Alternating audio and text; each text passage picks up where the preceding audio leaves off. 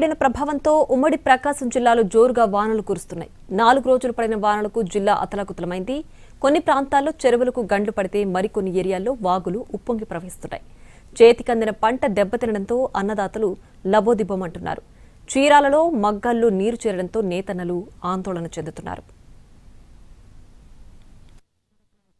బంగాళాఖాతంలో ఏర్పడిన అల్పపీడన ప్రభావంతో ప్రకాశం జిల్లాలో 4 రోజులుగా భారీ వర్షాలు కురుస్తున్నాయి. దీంతో జిల్లాలోని సగిలేరు, గుండ్లకమ్మ, జంపలేరు, ఉప్పువాగు, పులివాగులకు వరద నీరు పోటెత్తింది. రాచర్ల మండలంలో అత్యధికంగా వర్షపాతం నమోదు కావడంతో సోమిదేవిపల్లి చెరువుకు గండిపడింది. దీంతో పాటు బేస్తవారిపేట మండలం గలిజేరగుళ్ల గ్రామ చెరువుకు గండిపడింది. దాంతో మొక్కజొన్న, సజ్జ పంటలు నీటిపాలయ్యాయి. 100 ఎకరాలలో పత్తి, మిరప, కంది పంటలు దెబ్బతిన్నాయి.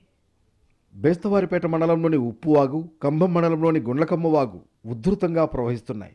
బేస్తవారిపేట, చిన్న కంభం, కంభం రావిపాడు, కంభం ఎర్రబాలెం గ్రామాల మధ్య రాకపోకలు నిలిచిపోయాయి. కంభంలోని అర్బన్ కాలనీ, కల్కి భగవాన్ నగర్ను వరద నీరు చుట్టుముట్టింది. ఇళ్లలోకి నీరు చేరడంతో ప్రజలు ఇబ్బంది పడుతున్నారు. ఇప్పుడు ఈ కట్ట తెగడం వల్ల ఒక 100 ఎకరం దాకా దెబ్బతిని ఉంటుందని మాకు సుమారు అంచనా. సొద్ద పంట వేసినారు కింద. ఆ సొద్ద కంకులు పట్టినాయి. సొద్దలు ఒక 60 టిక్కులు 70 టిక్కులు సొద్దలు కానీ వాగులో దీంట్లో నీళ్ళలో వెళ్ళిపోయినాయి. కంకులు కోసి పొట్టేసుకున్నారు, అయిగా వెళ్ళిపోయినాయి. బాపట్ల జిల్లా చీరాలలో చేనేత మగ్గాలు నీట మునిగాయి. ఈపురుపాలెం, తోటవారిపాలెం, జాండ్రపేట, దేశాయిపేట, పందిళ్లపల్లి గ్రామాల్లోని చేనేత నీళ్లలోకి నీరు వచ్చి చేరింది. దాంతో నేతన్నల ఉపాధి దెబ్బతింది. చీరాలలో సుమారు 1,00,000 మంది జనాభా చేనేత వృత్తిపై ఆధారపడి ఉన్నారు. మరోవైపు చీర తయారీకి ఉపయోగించే నూలు కూడా దెబ్బతిందని నేతన్నలు ఆవేదన చెందుతున్నారు. తమను ప్రభుత్వమే ఆదుకోవాలని కోరుతున్నారు. మగ్గుగుంటలోకి నీళ్లు, రోడ్ల మీదకు నీళ్లు వచ్చి చాలా ఇబ్బందులు పడుతున్నారు చేనేత కార్మికులు. ఇదే కాకుండా ఈ పక్క కాలనీలు, భావనాశపేట, వివర్స్ కాలనీ వాళ్ళు కూడా వాళ్ళను పడ్డప్పుడల్లా చేనేత కార్మికుల దుస్థితి బాగా ఇబ్బందిగా ఉంది. మగ్గం పని లేదు, 15 రోజు నుంచి లేదు. ఇంకొక 4 రోజులు కూడా ఈ నీళ్ళు నిలవటం వల్ల పని సాగదు. ప్రభుత్వం ఏంటంటే ఎప్పటికప్పుడు తాత్కాలిక పరిష్కారం చూపిస్తుంది, కానీ శాశ్వత పరిష్కారంగా ఈ నీళ్లు నిలబడకుండా రోడ్లు వేయటము, మెరకలు పోయటం చేస్తే చేనేత కార్మికులు చాలా ఇబ్బంది లేకుండా ఉంటుంది.